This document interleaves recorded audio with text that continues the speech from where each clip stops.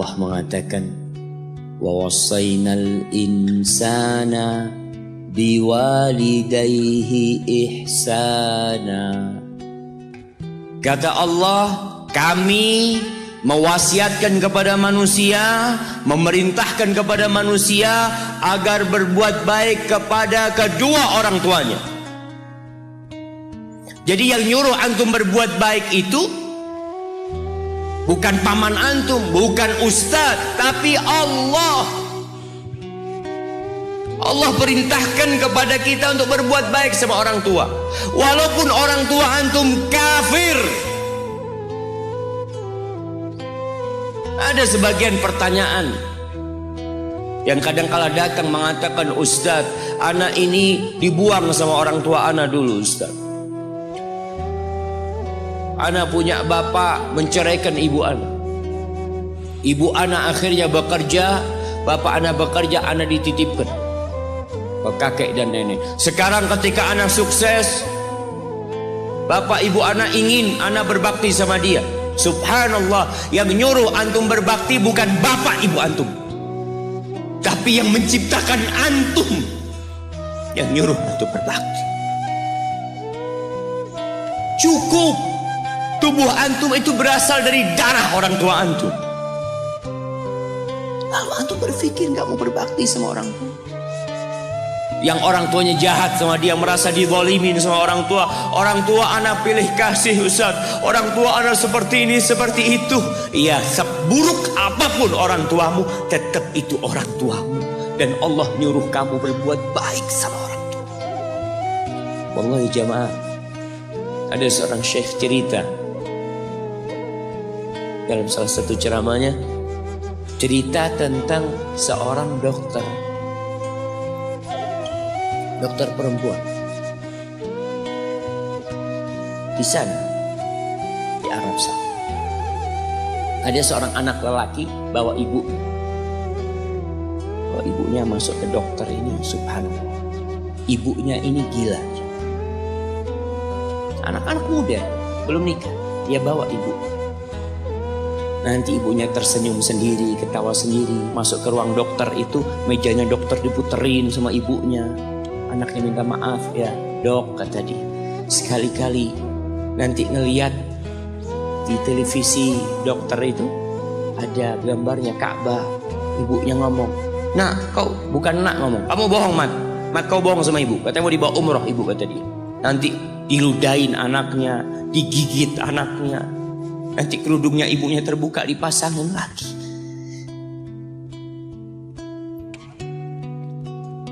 Itu dokter tanya sama anaknya, ini siapa? Ibu anak, kata dia. Sejak kapan dia seperti ini? Sejak lahir. Loh, terus gimana engkau bisa lahir? Iya, sama kakek anak, ibu anak dinikahkan, tapi 10 bulan diceraikan. Ya karena seperti ini, Pak, anak lahir dari rahim ibu. Dan seperti ini kelakuan dia, kata dia. Engkau berbakti sama dia, kata dia. Dia kan gak kenal sama engkau. Iya, dia gak tahu sama anak, tapi Allah tahu kalau dia ibu anak. Allah tahu kalau dia ibu anak. Anak harus berbakti. Ditanya, ibumu sakit apa? Anak ibu kena gula, kata dia.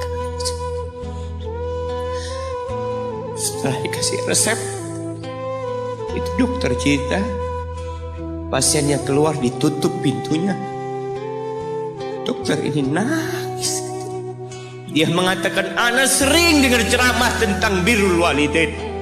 Ana sering mendengarkan tausiah ustaz tentang berbakti kepada orang tua, tapi ana baru sekarang melihat kebaktian seorang anak sama tuanya.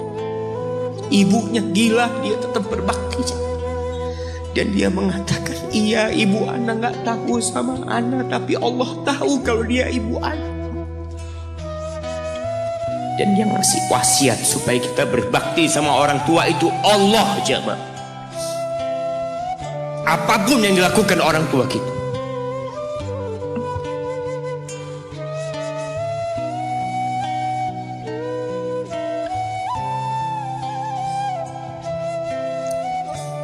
apalagi ibu. Allah katakan hamalat ummuhu kurha wa wada'athu kurha. Ibu kita, hamil kita itu dalam kondisi yang sulit.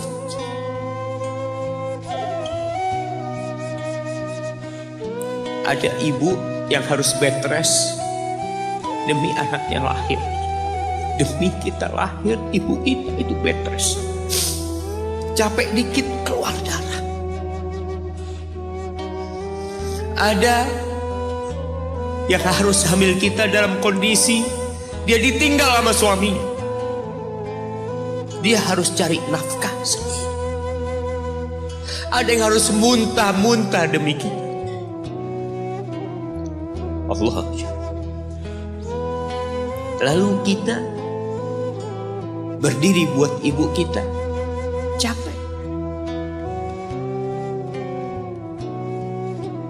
Diceritakan seorang, ya kita semua tahu ceritanya, tentang 3 orang yang masuk ke dalam gua. Kemudian gua itu tertutup dengan batu yang menggelinding. Lalu mereka bertawasul dengan amal soleh mereka. Salah satunya yang mengatakan, ya Rabbi, Allahumma, ya Allah, aku punya 2 orang tua. Aku punya 2 orang. Yang aku senantiasa memberikan susu kepada keduanya sebelum keluarga yang lain minum susu. Dia sudah menikah, dia punya istri, punya anak. Pada suatu hari, ya Allah, aku kejauhan cari rumput, sehingga aku balik dalam kondisi orang tua sudah tidur. Maka aku pereskan susu buat keduanya, ya Allah. Allah tahu, tapi dia mau cerita sama Allah. Dia ingin tawasul dengan amal soleh dia. Lalu aku taruh di wadah. Aku datang ke bapak ibuku, mereka tidur. Maka aku berdiri di hadapan kedua. Jamaah, bukankah bisa dia taruh di sebelah meja ibunya susu itu? Dia ambilkan meja, taruh di sana, dia bisa tidur. Dia sudah berbakti sama orang tuanya dengan seperti itu. Tapi anak ini tidak. Aku berdiri, ya Allah, aku gak ingin membangunkan keduanya. Dan aku terus berdiri, aku pegang itu susunya. Sampai mau subuh bangun, aku serahkan kepada kedua. Anak-anaknya nangis minta susu. Kata dia, lah, sampai bapak ibu aku minum. Kalian jangan minum. Kita kadang-kala sudah menikah lebih peduli sama istri kita, lebih peduli sama anak-anak kita. Nggak ada hadis yang mengatakan anak itu pintu surga, jemaah. Yang ada itu orang tua pintu surga. Kita peduli sama anak-anak kita. Beli oleh-oleh buat istrinya. Ditelepon istrinya mau apa, kepingin apa. Pernahkah engkau telepon ibumu? Tanya, Umi kepingin apa, Umi? Ana lagi dalam perjalanan, Umi. Jamaah, itu anak, Masya Allah, dia berdiri. Kenapa dia kuat, jamaah? Karena dia tahu Allah yang nyuruh dia berbakti. Mungkin tidak ada yang melihat berdirinya dia, tapi Nabi ceritakan berdirinya dia. Dari malam jamaah sampai pagi, berapa jam dia ingat ibuku hamil aku 9 bulan. Capek. Ana semakin tahu dengan tugas besar seorang ibu dan pengorbanan seorang ibu setelah Ana menikah. Setelah Ana tahu bagaimana istri Ana hamil, ketika dia harus tidur gak enak, makan muntah aja, Ana melihat istri Ana sampai lemas dia. Ana ingat begini ibu Ana hamil. Lalu kita lupanya, kita sok sukses. Mungkin engkau lebih sukses dari orang tua, tapi kalau nggak ada bapak ibu, engkau nggak akan pernah lahir di muka. Allah ceritakan ibunya hamil dia. Wa wada'athu kurha, dan melahirkannya dalam kondisi sulit. Kadangkala perut ibu kita itu disobek demi kita keluar dari perut ibu kita. Antum meninggalkan luka di ibu. Itu dijahit. Kalau antum anak ketiga, Allahu Akbar, berapa kali dibelah perut ibu kita coba. Tubuhnya jadi jelek gara-gara kita. Tapi dia gak peduli, yang penting antum lahir dengan selamat. Kalau ibu kita dikasih pilihan, ini gak bisa diselamatkan kemana. Salah satunya akan meninggal dulu. Kira-kira apa kata ibu antum? Iya, gak apa-apa dok, selamatkan bayinya dok. Gak apa-apa dok, biar dia lahir dok. Subhanallah. Berapa banyak ibu yang meninggal dunia ketika dia melahirkan anak. Wa hamluhu wa fisaluhu 30 syahra. Hamilnya dan menyusuinya itu 30 bulan. Artinya bukan ketika antum lahir selesai lelahnya ibu kita. Memang ketika antum lahir dengan selamat, Allahu Akbar, ibu itu lupa dengan rasa sakit dia 9 bulan. Ibu itu lupa dengan jeritan dia mengeluarkan kita ketika kesakitan. Itu lupa. Dia tersenyum, dia bawa anaknya, ditaruh di dadanya. Allahu Akbar. Kalaupun ada air mata yang menetes, itu air mata kebahagiaan orang tua dengan hadirnya kita di muka bumi ini. Lalu kita bisa berjalan. Kita nggak bisa apa-apa lahir. Allah rekam kebaikan ibu kita. Kita disusui sini. Berapa bulan? 2 tahun. 24 bulan. Mungkin ada yang kurang, mungkin ada yang lebih. Tapi yang jelas kondisi kita tidak bisa berbuat apa-apa. Kita hanya bisa menangis saja, Pak. Antum lapar menangis, buang kotoran menangis. Siapa yang datang membersihkan kotoran antum? Ibu antum. Yang gendong antum siapa? Ibu antum. Dia susui. Subhanallah, sampai anaknya agak besar sedikit, diajari bicara sama ibunya, diajak ngomong sama ibunya, diajarin berdiri sama ibunya, diajarin berjalan sama orang tuanya. Allahu Akbar. Kemudian ketika antum sukses, antum berangkat ke luar negeri, antum berangkat ke luar kota, meninggalkan kedua orang tua antum, boleh, asalkan dengan ridho orang tua antum. Kalau ibu antum telepon, antum di Batu sini, kuliah, sampai sukses jadi pengusaha di sini. Ibu antum di kampung telepon, nah, ibu ingin engkau balik ke kampung. Jangan pernah mengatakan, Bu, anak kerjanya di sini, Ibu. Saya ditugaskan di sini. Tinggalkan semua pekerjaanmu, pulang ke rumah. Ustaz, gimana dengan istri dan anak-anak? Yang ngasih makan istri sama anak-anak antum itu Allah Jalla Jalla. Bawa pulang ke kampung, hidup sama ibu antum.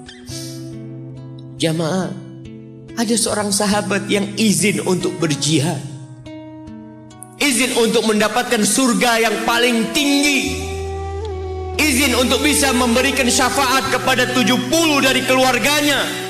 Kalau dia mati syahid, dia datang kepada Nabi SAW, ditanya, bapak ibumu hidup? Iya, kata dia. Pulang engkau ke sana. Fazammal jannah, di sana ada surga. Ilzam rijlaya, engkau tetap di kaki ibu. Ini mau jihad, bukan mau cari fulus, jamaah. Bukan mau cari kenikmatan dunia, dia mau cari surga. Tapi pintu surga yang paling baik orang tua dapat jauh-jauh.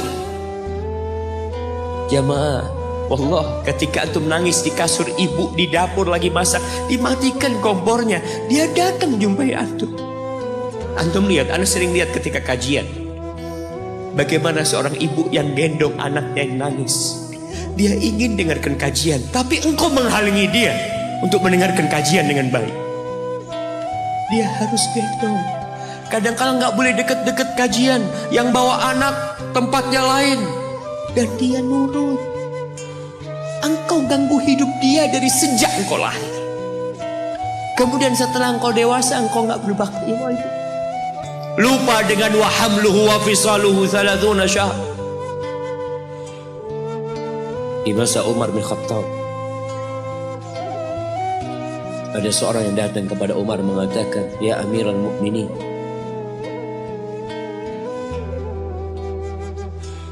aku ini jadi kendaraan buat ibu.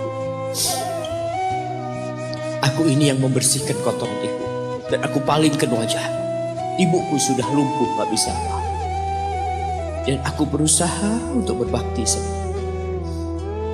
Aturani qad jazaitu. Gimana menurut? Apakah aku sudah balas kebaikan ibu?" Kata Umar, "La. Enggak, belum. Ya Amirul Mukminin, bukankah aku sekarang ini telah berbuat kepada ibuku seperti ibuku berbuat kepadaku waktu aku kecil?" Artinya sama pekerjaannya sekarang ini. Aku yang menyuapin ibuku, aku yang membersihkan ibuku, yang mengantarkan dia ke kamar mandi. Semua yang pernah dilakukan ibuku, kira-kira sudah aku lakukan semua sekarang. Kata Umar, enggak sama. Ibumu waktu merawatmu ketika engkau kecil, ibumu berharap engkau bisa hidup. Sedangkan engkau sekarang merawat ibumu ketika sudah tua sakit-sakitan, engkau berharap ibumu mati. Allah, iya. Kita kadang-kala merasa lelah merawat ibu yang sudah tua.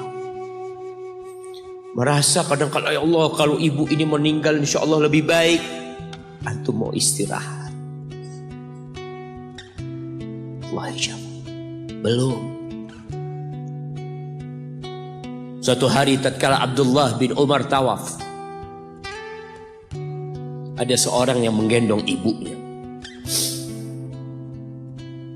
Sambil dia bersenandung mengatakan, "Inni anal ba'iru hal mudhallalu in udhirat rikabuha lam udhar." Aku ini adalah tunggangan ibuku yang taat dan patuh. Kalau tunggangan-tunggangan lain itu dikagetin, kaget. Aku tidak pernah membuat ibuku kaget di atas punggungku. Lalu bertemu dengan Abdullah bin Umar bin Khattab. Dia bertanya, "Kira-kira aku sudah balas enggak kebaikan ibuku? Aku ini bawa ibuku dari Yaman. Dari Yaman. Mungkin 2000 kilometer.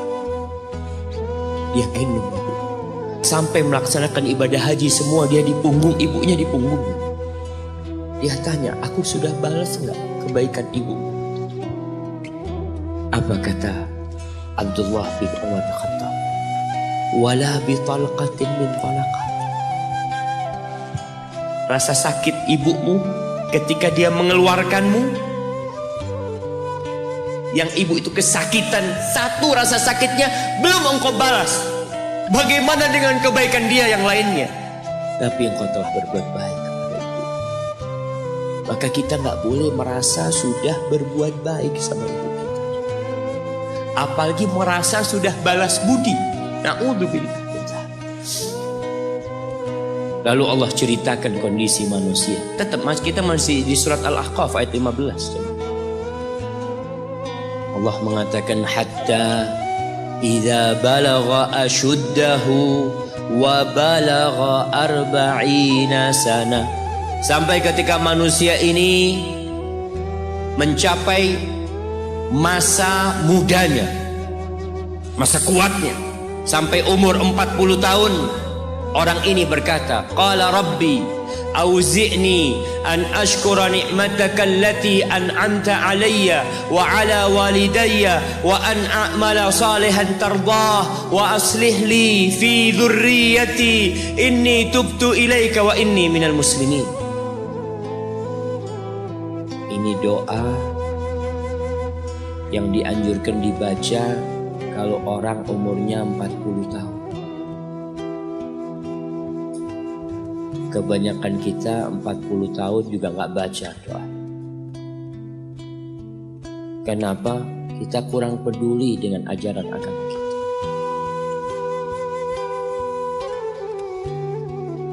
Ada istilah yang mengatakan hidup itu dimulai dari umur 40 tahun. Iya, para nabi itu diutus ketika umur 40 tahun. Tapi 40 tahun pakai hitungan hijriyah. Antum kebanyakan kelewatan. Kalaupun antum baca biasanya pakai kalender Masehi. Apa yang dibaca ketika umur 40 tahun? Biasanya orang umur 40 tahun ini sudah mapan hidupnya. Sudah punya istri, sudah punya anak, sudah punya usaha. Ada yang sebelum itu sudah mapan. Tapi kebanyakan 40 tahun itu ya rata-rata lah mereka udah mapan hidup. Orang ini berdoa mengatakan, Rabbi, wahai Rabbku. Jamaah, kebanyakan doa para nabi dalam Al-Quranul Karim itu memakai nama Allah Ar-Rabb, Rabbana, Rabbi. Para ulama menjelaskan karena kalimat Rabb ini menunjukkan kalau antum itu milik Allah. Rabbi, Engkau yang memiliki aku. Engkau yang memiliki segala-galanya. Auzi'ni an ashkura ni'mataka allati an'amta alayya. Bantulah hamba ya Allah untuk mensyukuri nikmat yang Kau berikan kepada hamba wa ala walidayya, dan kepada kedua orang tua hamba. Ingat dia sama orang tua. Ingat. Kebanyakan orang lupa nih, dalam Islam umur 40 tahun harus lebih ingat sama orang tua. Jamaah, kalau antum jenderal bintang 4, kalau antum seorang gubernur atau seorang raja atau seorang presiden pun, ketika antum berhadapan sama bapak ibu antum, pangkat antum tetap anak. Mungkin orang tua antum gak lulus SD, mungkin gak pernah mengenyam bangku kuliah. Antum mungkin dokter, mungkin profesor. Orang yang dihormatin orang, jangan minta penghormatan dari bapak dan ibumu. Engkau yang harus menghormatin keduanya. Maka diingatkan orang umur 40 tahun, ingat sama orang tua. Antum lihat di mana antum campakkan orang tua antum, di mana antum tinggalkan orang tua antum. Ridallah fi ridal walidain. Keridhaan Allah bergantung kepada keridhaan orang tua kita. Wa sukhtullah fi sukhtil walidain. Dan kemurkaan Allah bergantung dengan kemurkaan kedua orang tua kita. Wa an a'mala salihan tardah. Bantulah hamba untuk beramal soleh yang Kau ridhai. Wa aslih li fi dzurriyyati. Dan perbaiki aku di anak keturunanku ya Allah. Jamaah, balasan untuk orang yang berbakti kepada orang tuanya kontan Allah bayar di dunia sebelum di akhirat. Balasan buat orang yang durhaka sama orang tuanya kontan nih dibayar di dunia sebelum di akhirat. Ma min dzambin ahaqqu an yu'ajjilallahu lahul uquba fid dunya ma'a ma yudakhiru lahu fil akhirah minal baghi wa qati'atir rahim wa fi riwayah wal uquq. Tidak ada dosa yang lebih pantas untuk dibalas di dunia sebelum di akhirat nanti daripada kezaliman dan kedurhakaan kepada orang tua. Jadi kalau bicara berbakti sama orang tua, itu bukan kita ngasih tahu sama anak kita, nah kamu harus berbakti sama orang tua, nah kamu harus seperti ini kepada orang tua. Nggak perlu. Anak-anak itu perlu contoh dari bapak dan ibu. Berikan contoh, dia akan berbakti. Ingat seorang anak yang dia tinggal sama bapaknya. Bapaknya tinggal sama dia. Bahasanya bapaknya tinggal sama dia. Berarti bapaknya ikut dia, bukan dia yang ikut bapak. Sudah tua bapak. Istrinya kurang suka sama bapak. Ya udah tua ngerepotin. Akhirnya istrinya usul, gimana kalau bapak ditaruh di atap? Jadi rumah itu ada atap, ada kamar biasanya di sana di Arab sana. Akhirnya si suami nurutin istri, mengatakan, ayah keberatan nggak kalau tinggal di atas? Oh nggak apa-apa nak, yang penting kau seneng. Bayangkan, wallahi orang tua kita, yang penting anaknya bahagia. Akhirnya dipindah ke atas.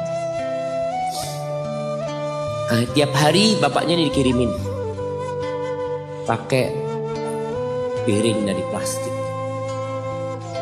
apa seng, kirimin ke atas makan, nanti bajunya dicuci, pokoknya nggak kumpul sama cucu-cucunya, seakan-akan diasingkan sampai meninggal dunia.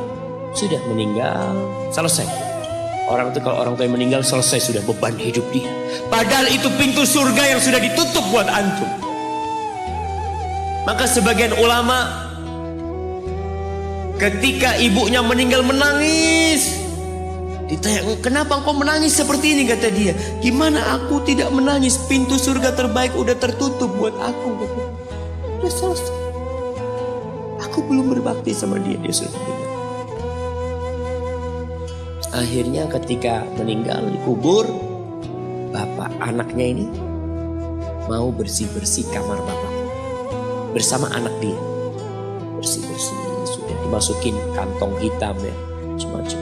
Ketika piring tempat anaknya ini ngirim makanan buat bapaknya, mungkin cucunya juga ngirim buat bapaknya, mau dibuang, kata anaknya, ayah jangan ayah, buat aku ayah.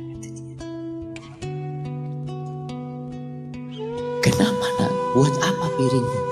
Iya ayah, nanti kalau ayah sudah tua, aku akan pakai ini buat ayah.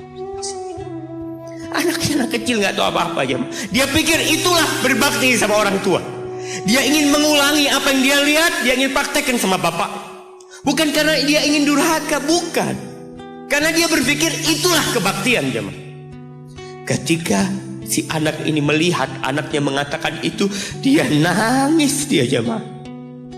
Dia ciumin baju bapaknya yang ada di sana. Selesai sudah jamaah. Selesai. Pintu surga itu sudah ditutup buat antum. Maka nggak perlu antum kasih ceramah anak antum tentang berbakti. Antum minta sama Allah, perbaikin di anak keturunanku ya Allah. Iya. Agar mereka berbakti, bermanfaat. Buat kedua orang tuanya, buat negeri ini, buat agamanya. Tapi tidak hanya dengan omongan. Kalau seorang ayah suka duduk sama ibunya, pincetin kaki ibunya. Antum suka ambilin sandal buat bapak antum. Kadangkala kan orang kalau pakai sandal masuk rumah itu sandalnya ngadep ke rumah. Antum suka belokin. Antum keluar dari masjid, sandal bapak antum lurusin. Antum gak usah suruh anak antum melakukan itu sama antum. Dia akan lakukan itu sendiri. Birrul walidain, berbakti kepada ibu khusus. Itu bukan ceramah yang disampaikan. Bukan pidato yang disampaikan oleh seorang orator. Enggak. Tapi sesuatu yang kita praktekkan dalam kehidupan. Inni tubtu ilaika wa inni minal muslimin. Ya Allah, aku taubat ya Allah. Aku mohon ampun kepadamu. Aku termasuk orang-orang yang bersalah diri. Jamaah, man ahqun nas bi husni sahabat.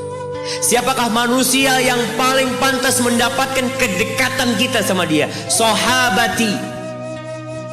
Bukan hanya servis dari kita, tapi pendampingan dari kita. Kita lebih sering duduk sama sahib-sahib kita. Ini ketika sahabat bertanya, siapa ya Rasul sallallahu alaihi wasallam? Qala ummu, ibumu. Qultu thumma man? Setelah ibu siapa?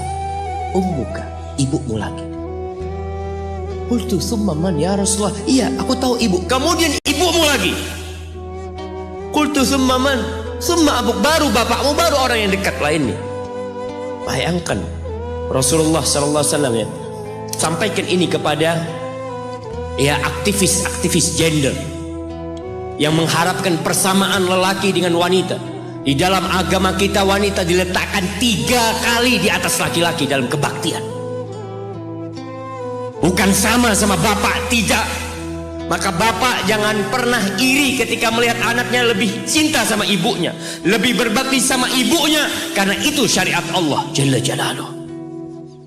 Iya, kita tetap berbakti sama bapak kita, tapi ibu kita, kenapa kok ibu 3 kali? Bapak tidak ikut hamil. Rasa lelah ibu tidak pernah dirasakan bapak. Bapak tidak ikut melahirkan. Dia tidak pernah merasakan rasa sakit melahirkan. Bapak tidak pernah menyusuin. 3 ini pekerjaan ibu. Sehingga ibu dikasih tempat yang lebih tinggi sama. Bihusni sahabati. Dengan pendampingan kita, dengan kebaikan kita, ibu kita. Maka berusaha jamaah untuk sering-sering kumpul sama ibu ya. Tadi kalau antum keluar kota, Masya Allah jemaah, Anda bertemu dengan seorang lelaki yang sudah tua, dia hampir 60-an. Ketemu di pesawat dari Jember ke Surabaya. Dia datang, dia cium tangan anak ngomong, afwan kata dia, anak yang lebih pantas cium tangan antum. Anak ngomong, dia cerita, Ustaz, anak itu sering dengar ceramah Ustaz, tapi nggak peduli. Sampai suatu hari anak dapat kiriman video tentang berbakti sama ibu. Anak punya ibu sudah 70 tahun, ada di Jember. Anak kerja di Jakarta. Anak ingin ibu ke Jakarta, ibu nggak tahan, ibu minta aja. Anak minta ridhonya, ibu ridho, anak tetap kerja di Jakarta. Anak dulu pulang Ustaz, ya kalau ada acara, ada yang menikah, Idul Fitri itu dah pulang. Tapi sekarang sejak anak mendengar ceramah Ustaz tentang berbakti sama ibu, anak sebulan 3 kali pulang ke Jember. Duit bisa dicari, tapi ibu kalau mati, antum akan menyesal. Antum gak bakal ketemu lagi. Akan datang satu saat antum hanya ingin melihat wajah ibu antum. Gak ada. 3 kali dia jamaah. Jangan takut duit antum habis untuk berbakti sama ibu. Jangan berpikir kalau uang untuk beli tiket terus Ustaz habis, ya Allah, antum nggak percaya sama Allah. Rasul sallallahu alaihi wasallam mengatakan, man ahabba ayyubsata lahu fi rizqi wa yunsa lahu fi athari falyasil rahimah.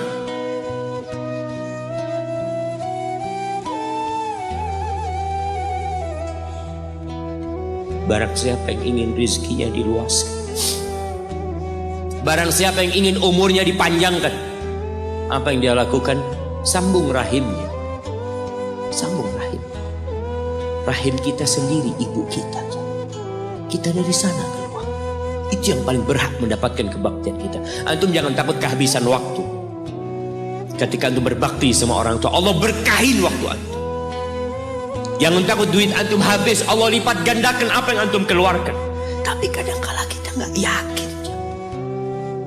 Kita berpikir hitung-hitungan, aduh anak kalau ngasih orang tua berangkat pulang berapa, kalau dihitung aduh nggak masuk Ustaz hitungannya. Antum biarkan malaikat yang itu. Kiraman katibin ya'lamuna ma taf'alun. Allah tuh punya malaikat mulia yang tugasnya mencatat. Dia tahu dengan apa yang antum kerjakan. Biarkan mereka yang mencatat. Biarkan mereka yang menghitung. Wallahi jamaah, kita tuh disuruh dekat sama orang tua kita. Apalagi kalau orang tua kita minta. Kalau enggak, ya mungkin dia ridho jauh. Tapi jangan dipikir dia suka atau jauh dari dia. Maka sebagai bentuk kebaktian anak, tetaplah antum dekat sama orang tua. Yang terakhir, di surah Luqman, ketika Allah mewasiatkan agar kita berbakti sama orang tua kita, lalu Allah mengatakan, wa in jahadaka ala an tusyrika bi ma laysa laka bihi ilm fala tuti'huma. Kalau kedua orang tuamu memaksamu untuk melakukan kesyirikan, melakukan kekufuran, jangan taat kepada keduanya. Fala tuti'huma, jangan taat, jangan patuh. Tapi setelah itu Allah mengatakan wasahibhuma fid dunya ma'rufa. Sahibhuma, jadikan orang tua antum sahib antum, temanin dia, jangan ditinggal. Kebanyakan di antara kita berkata, Ustaz, abah ana belum dapat hidayah, ibu ana belum dapat hidayah. Pertanyaannya, antum hidup di mana? Ibu antum hidup di mana? Ana hidup di Jakarta, ibu ana hidup di kampung, orang tua ana hidup di kampung, antum setahun kali pulang. Kata Allah, sahibhuma fid dunya ma'ruf. Ini yang kafir. Temanin keduanya dalam kondisi penuh dengan kebaikan. Haibati fillah, sekali lagi ana sampaikan bahwasanya kebaktian kepada orang tua itu memiliki kedudukan yang tinggi setelah bertauhid kepada Allah. Wa qadha rabbuka alla ta'budu illa iyyah wa bil walidain ihsana imma yablughanna 'indaka al-kibara ahaduhuma aw kilahuma fala taqul lahumā uffin wa la tanharhuma wa qul lahumā qawlan karīma. Antum baca nanti surat Al-Isra ayat 23. Antum baca, jangan cuma dengar, baca tafsirnya, supaya antum tahu bagaimana Allah menyuruh kita untuk berbakti kepada orang tua kita dan apa yang Allah inginkan. Hadza wallahu a'lam bissawab. Itu yang bisa Anda sampaikan pada kesempatan kali ini. Apabila itu benar, itu dari Allah Jalla Jalaluhu. Kalau ada yang salah dan kurang berkenan, itu dari diri Anda pribadi. Allah dan Rasul yang terbebaskan dari salah.